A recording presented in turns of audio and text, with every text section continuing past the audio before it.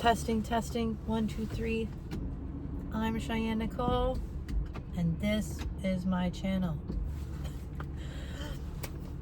I have been working in the new year to be a better friend, and these are a couple of the things that have helped me do that. 1, I don't make plans that are not aligned with what I actually want or need. Before, I used to be like, yeah, of course, let's do it. Saturday? Yes, I'll be there. And then Saturday would come and I'd be like, please don't say anything to me because I don't want to go. And a lot of times, I think a lot of my neurodivergent girlfriends did the same thing or totally forgot. I don't know. I really never confirmed. But there was so many times that me and some of my girlfriends would be like, we're going to do this thing. And then we just didn't speak for months on end.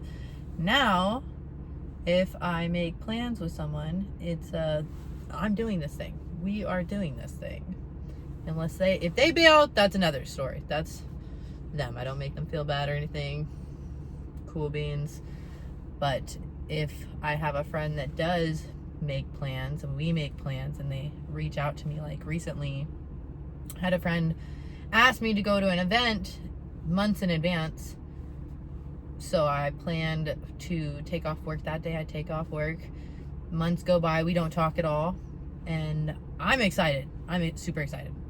I'm trying to figure out what the present I'm gonna make to give her and can't wait. Day before, she says, feeling kind of sick. I don't know about that event. And so this is the second thing that I do. I attuned. Since I've been working on attunement, I attuned to my friend, and I texted her back. I said, hey, that freaking stinks. I'm sorry you're not feeling good. If you would like, we can go to this other place. It's closer, has less people, and we can have a great time, or we can just completely reschedule. So I'll make another offer. I'll give my friend an out or another less pressured suggestion. And it worked. She was like, hey, that sounds great. I would love to do that. Less people and closer. That we had a great time. It was super awesome. So I was really happy that I was able to attune to my friend.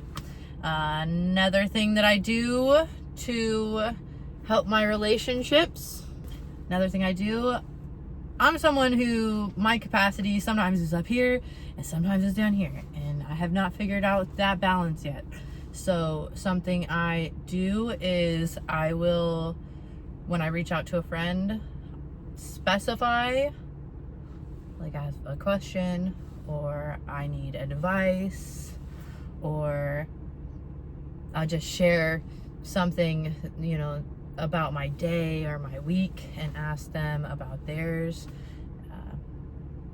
So I will try to set the emotional tone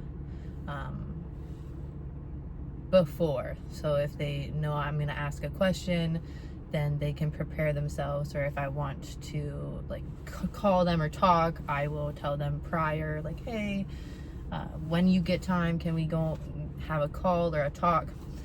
Things like that, just so that they can feel prepared or respond in their own time when they have the capacity, or if it's something that I need, like advice or a question, it gives them that time to understand, to mentally prepare for me, basically, or ask, hey, do you have capacity before I share this thing? And a third thing that I do that I've been trying to do to help me be a better friend is, I've always been kind of the friend that you have to text me or we're never going to speak. So over the last year, I've picked 1 or 2, 3 people that I consistently reach out to, and just small little conversations here or there. And I make the effort to at least reach out for connection, because again, I used to be if you want to connect, you're gonna have to reach out to me. So I'm still really bad. There's still a lot of people that we don't talk for months or sometimes years on end because we're just both those kind of people. But I have been trying my hardest to make myself a better friend. I don't know. Make myself a better communicator, not just for my friends, but for my family and my, future partner. And that's something that really matters and is important to me. And this newest thing that I am doing is something that's called penguining. And it's where you, like, if you see something that reminds you of somebody, you send it to them. Or like if I saw a rock that reminded me of a friend that liked rock, I would save that rock for them. Or if something has like somebody's birth date, or just saving something so that when you do see that person, or when you do connect with that person, or if I have their phone number, I'll send it out. I love when people do that to me. I have friends that do that to me all the time. I consider them my low pressure friends. They'll reach out and they'll be like, hey, I thought this made me think of you, and I'll just heart it, or I don't feel like pressured to respond or have to say something. It just, they're reaching out, sending something that makes them think of me, and it feels good, and I don't feel pressured, especially when I have low capacity. So my friends constantly being reassuring to me, like, hey, I know you're busy, I know you have a lot on your plate, and all this stuff. That's what my friends do to me.